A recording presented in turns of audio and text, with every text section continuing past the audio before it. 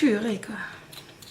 C'est une catastrophe de retirer les collants sur les produits de maquillage, mais franchement, je sais pas, ils savent pas trouver une autre solution que de foutre ces collants autour, quoi, que on n'arrive même pas à les défaire. Quoi, ils ont peur qu'on la sniffe cette poudre dans le magasin ou quoi? J'en sais rien, quoi, mais vraiment là c'est le coup de gueule parce que franchement, je suis à deux doigts de me dire que je vais même pas savoir l'utiliser, quoi. Bon, tu vas la commencer quand ta vidéo là? Bonjour, bienvenue sur ma chaîne Mode Beauty. Aujourd'hui on se retrouve pour le make-up que je porte là, avec des produits que je teste pour la première fois, des nouveautés qui viennent sortir en grande surface, des produits que je vous parle dans ma dernière vidéo. Je vous mets le petit ici. Et voilà, donc dedans il y aura la nouvelle palette de chez Maybelline 24 Carat Nude, une palette de chez L'Oréal Blush, une espèce de Beauty Blender de chez L'Oréal qui détrônera ou pas la véritable Beauty Blender. Tout cela vous verrez, ainsi que toutes mes catastrophes dans la vidéo qui va suivre. Pour voir si ça vaut le coup, eh bien je vous laisse avec la vidéo. Donc on va tester cette Beauty Blender qui n'en est pas une, de la marque de L'Oréal, et ils nous disent que c'est une éponge biseautée unique qui permet une application précise et homogène pour un teint naturel. Le conseil d'application: la face plate permet d'étirer la matière, la face bombée module la couvrance grâce à une application par tapotement.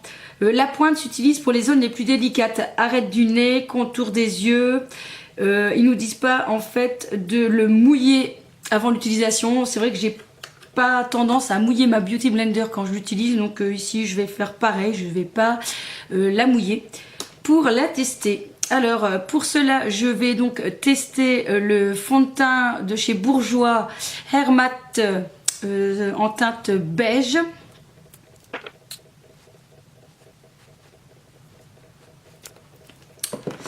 Et donc c'est parti. Donc moi je n'étire pas la matière avec la Beauty Blender, je fais par tapotement. Donc je vais utiliser la face bombée comme ils disent.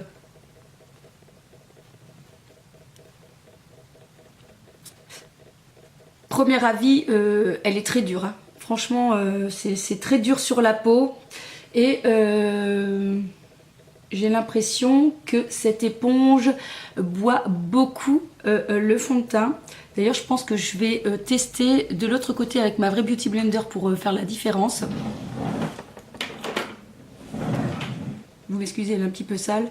Franchement, il n'y a rien à voir. Au niveau de la texture, c'est nettement plus mou et plus agréable en main, la vraie Beauty Blender. Donc je vais tester de l'autre côté.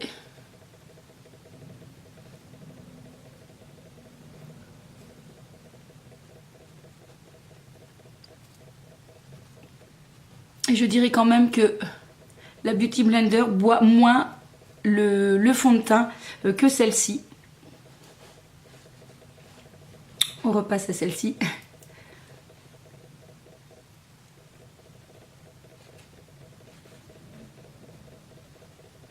Donc là, en tout cas, en ce qui concerne le fond de teint, la couleur, c'est celle qu'il me fallait. Mais honnêtement, à ce jour, hein, j'ai déjà testé quand même quelques exemplaires, je veux dire, Beauty Blender autres que Beauty Blender. J'ai déjà testé celle de Real Techniques, j'ai déjà testé celle de chez Kiko. Donc ici, celle de chez L'Oréal.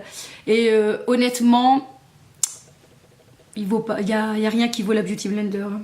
Honnêtement, c'est pas mal, hein. C'est pas mal. Mais j'ai envie de dire, ce que je lui reproche, c'est que c'est très dur. C'est très dur. Donc c'est limite pas très agréable de l'utiliser, je trouve, sur la peau. Alors en ce qui concerne le fond de teint, donc c'est tout ce que j'aime, c'est-à-dire que c'est vraiment une couvrance très légère. J'aime pas du tout les couvrances trop fortes. J'aime bien quand ça ne se voit pas en fait sur le visage et que ça unifie juste le teint. Et donc sur ça c'est parfait, ça a un effet un peu poudré mat, donc ça c'est aussi parfait puisque j'ai une peau très grasse. Un effet poudré mat mais pas non plus un effet où on voit trop, vous savez l'effet trop poudreux.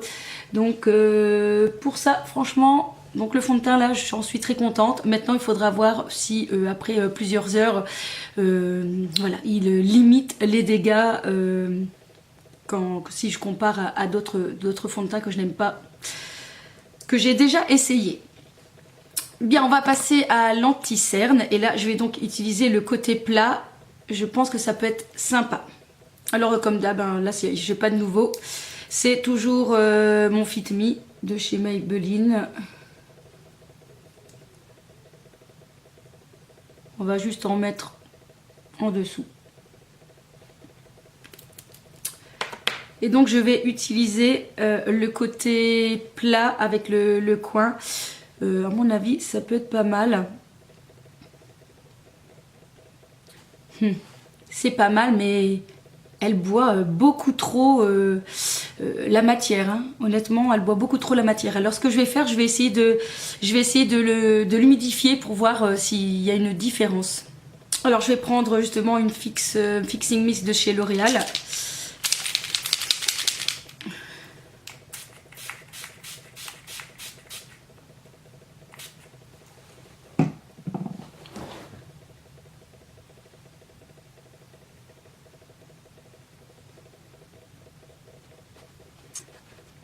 Oui, c'est peut-être légèrement mieux, mais honnêtement, elle boit trop la matière. Hein. Je suis pas convaincue. Bien dommage parce que la forme est vraiment très bien étudiée. Franchement, j'aime beaucoup cette forme. D'ailleurs, Beauty Blender devrait y penser. Je trouve que l'idée est excellente puisque au niveau de la manière de placer l'éponge, c'est vraiment parfait pour le sous de l'œil et j'irais même pour l'arête du nez. Dommage quoi. La forme super mais elle boit trop. Allez, passons à la poudre. Donc elle est vendue avec une petite houppette. On va la tester. On va retirer. Yes, ils m'ont encore mis quelque chose dessus. On va encore mettre 3 heures. Alors, on nous dit retirer l'étiquette et replacer l'applicateur, retourner le pack pour déposer la poudre sur la houppette. Yeah, tout est venu avec. J'en ai partout. Youpi. J'en ai plein le pantalon. Eh ben, heureusement que c'était pas en direct. Enfin, vous la verrez quand même. Je pense que je vais vous le laisser pour que vous voyez un peu l'étendue des dégâts lorsque vous ouvrez cette poudre. Donc, on nous dit de mettre la houppette. J'en ai plein du coup le capuchon. On nous dit de retourner. Et voilà.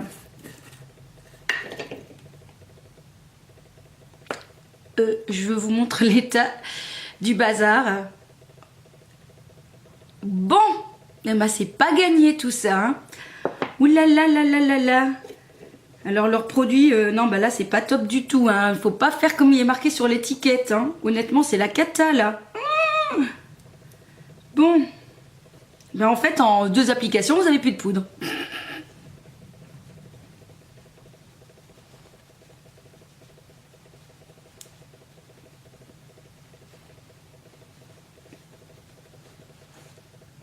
J'en ai partout.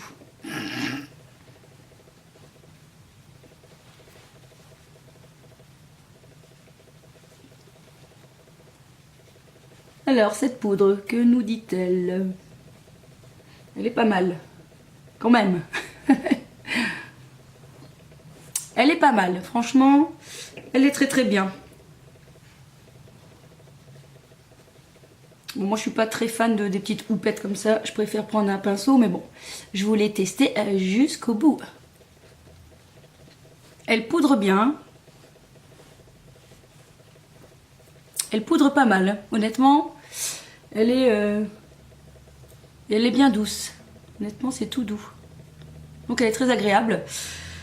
Juste que j'en ai mais partout, c'est le chantier. Si. Bon.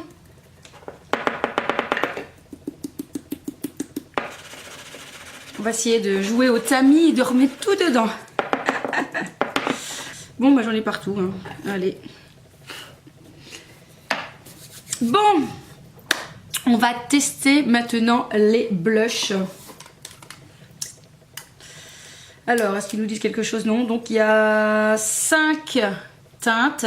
Il y a Ballet Dream, Despicable Me, Peony Rose, Fuchsia After Hours, Flamingo Dance. On va ouvrir ça. Donc, les voici. Je vais essayer de voir au doigt avant de l'appliquer directement sur le visage parce que si c'est fort pigmenté ou pas, je voudrais quand même pas me louper.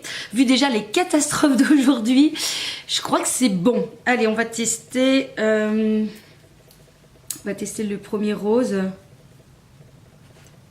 Bon, ça va, c'est léger. Le deuxième, je sais pas si vous allez voir. Ils sont bien lumineux en tout cas. Ils sont bien lumineux. Le troisième rose. Je vous montrerai après, mais on ne voit pas fort. Hein. Le quatrième qui doit être plus intense. Oui, celui-là, il est quand même un peu plus intense. Hop. Et enfin le dernier qui est plus un corail. Qui doit être aussi assez intense. Il a l'air assez joli celui-ci. Hein. Voilà. Alors, je vais me rapprocher. Que vous voyez. Vous voyez, c'est assez, c'est quand même assez pigmenté, mais ça reste encore correct. Tant mieux parce que bon, sur le visage, on ne veut pas non plus quelque chose de trop fort. Donc voilà. Et je vais prendre. Je regarde par rapport aux teintes. Je vais tester d'abord la troisième, celle-ci qui a un rose assez clair.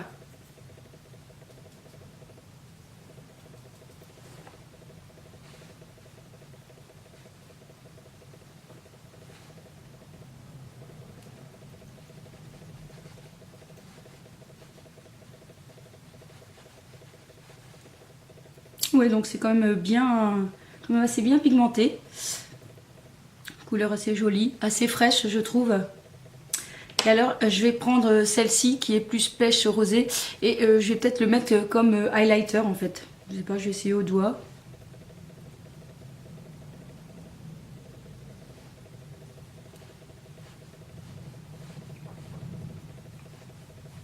Mais c'est assez joli. Une petite astuce. Si vous n'avez pas d'highlighter, vous pouvez aussi l'utiliser. Ils sont assez, ils sont un petit peu irisés, donc c'est assez sympa. Et bah écoutez, les blushs sont sympas. Franchement, une belle pigmentation, c'est joli. Et voilà. Donc c'est verdict ok pour cette palette.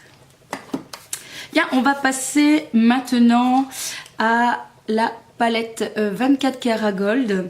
Non, 24 karat nude de chez Maybelline. Je vais quand même d'abord mettre une base à paupières. Voilà. Alors, on se retrouve donc avec cette palette et je pense que je vais vous faire un maquillage, j'ai envie de dire pour tous les jours. Si jamais vous aurez envie d'un maquillage plus soutenu, eh bien, vous aurez qu'à me le dire en commentaire.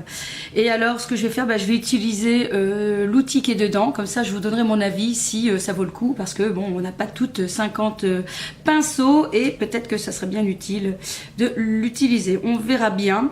Alors, moi, je commence toujours par mettre une couleur qui va unifier toute la paupière. Et du coup, je vais prendre celui-ci.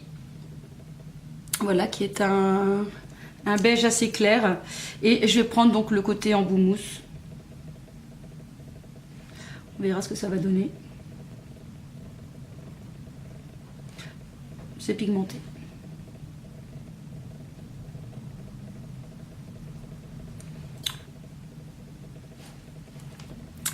Alors maintenant que j'ai unifié toute ma paupière, je vais venir apporter un peu de couleur au niveau du creux de paupière.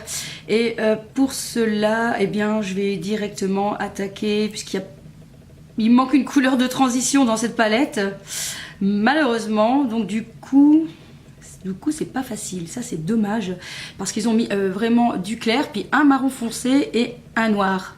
Il manque une couleur entre les deux pour pouvoir venir faire ce travail de transition. Du coup je suis assez embêtée.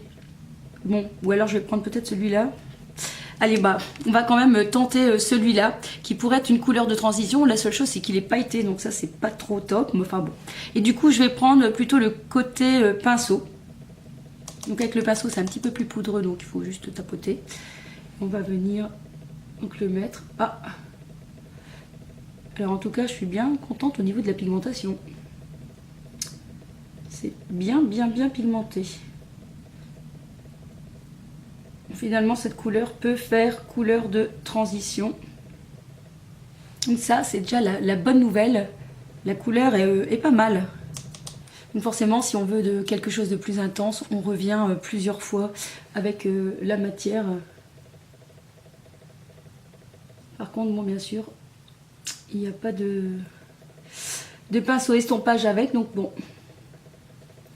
Ou alors on peut le faire au doigt. C'est pas mal. Voilà, j'ai donc fait les deux yeux, pardon. Et donc on va passer à une couleur pour illuminer. Pour illuminer le dessous du sourcil. Et je vais prendre donc le blanc qui est ici.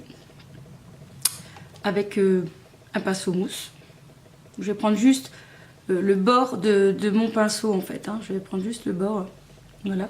Et je vais venir donc en mettre juste en dessous pour illuminer le regard.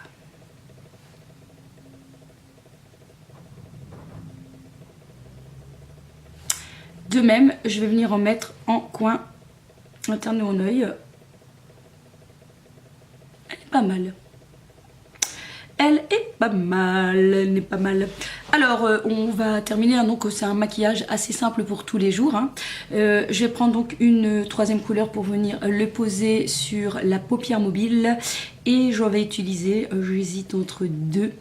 Je vais prendre celle qui est plus rosée. Donc, je vais prendre cette couleur-ci. Voilà, avec le pinceau toujours en bout mousse. Et je vais venir prendre bien toute la matière, donc sur tout le pinceau. Cette fois-ci, pas que sur le coin. Voilà. Et je vais venir donc en placer sur la paupière mobile.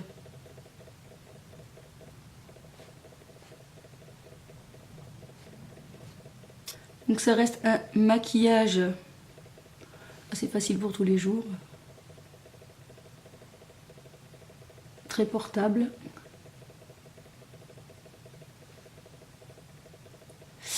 Voilà. Et je vais rajouter pour voir ce que ça donne une touche de cette couleur-ci. Alors attendez, oups. Donc celui-ci que je vais mettre juste au milieu en fait, que là, pour donner un petit coup d'éclat et pour voir un peu ce qu'il donne.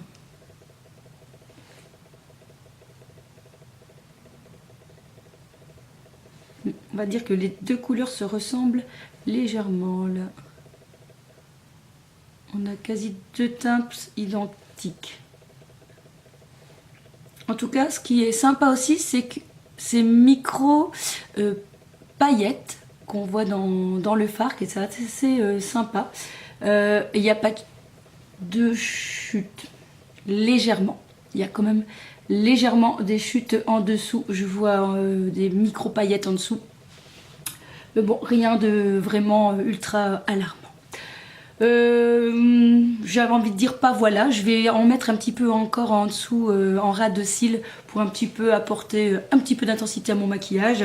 Et je vais prendre donc cette fois-ci le marron bien chaud et avec le pinceau en fait. Et je vais en mettre en fait en coin externe de mon œil.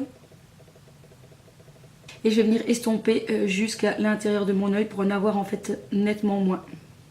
conclusion, cette petite palette n'est pas mal. Donc comme je disais, il manquait une petite couleur de transition, mais finalement avec ce cuivré, on y arrive à faire quand même des choses.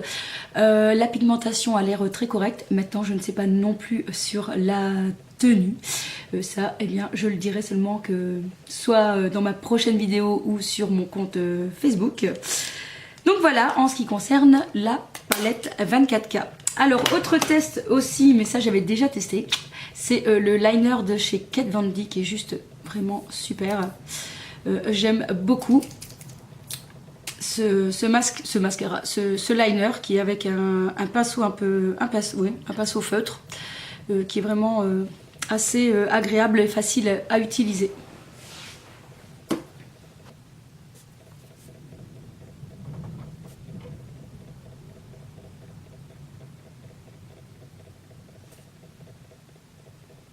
Alors ce que j'aime bien avec ce liner, c'est que vraiment, si on veut, c'est pas le cas ici, hein. Mais si on veut, on peut faire vraiment un trait ultra fin. Vraiment ras des cils. Et il est vraiment top. Voilà, le maquillage a été réalisé, terminé, mascara, liner et tout. Et il me reste donc en fait ensuite les lèvres. Et c'est vrai que j'avais oublié de mentionner dans mon haul que j'avais aussi acheté une nouveauté de chez Maybelline, le Baby Lips, qui est en fait un hydratant à lèvres qui est coloré, qui est une longue tenue. C'est vrai que je l'ai testé comme ça vite fait ce matin, donc il fait assez glossy hein, au départ, puis après quelques heures en fait je me suis rendu compte qu'il se matifiait. J'avais bu mon café etc et franchement je me disais tiens, il a l'air de tenir ce rouge à lèvres.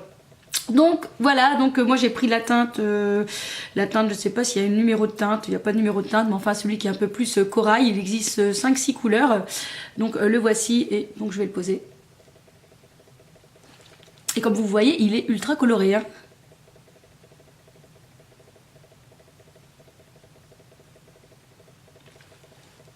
Mais je le trouve assez sympa. Alors il est ultra agréable, hein, puisque normalement il sert d'hydratant pour les lèvres. Encore une fois, bien sûr, ce n'est pas un embout comme un rouge à lèvres. Donc ça se pose un petit peu n'importe comment, vite fait, sans miroir, bientôt quasi. Enfin quoique, il faut quand même un miroir parce que c'est coloré.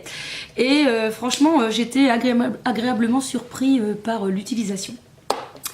Voilà, c'est tout pour cette vidéo. Voilà, bah, dites-moi un petit peu votre commentaire. Si jamais vous avez envie que je vous fasse un make-up vraiment plus prononcé, plus pour une sortie avec cette palette-là, dites-moi si vous avez déjà acheté, craqué pour cette palette, si elle vous donne, elle vous fait envie.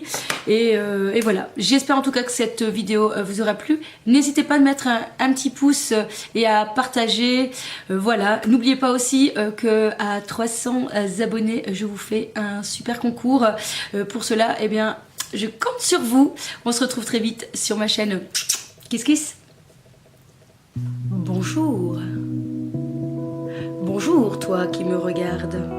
J'espère que tu vas bien. You said the same thing I told ya. My eyes are clear, there's no secret. I wanna know, was it serious? I need it clear. C'est pas possible, il y a des jours où vraiment au secours. Is it easy to show with the weight of the world on my shoulders? I know I told you.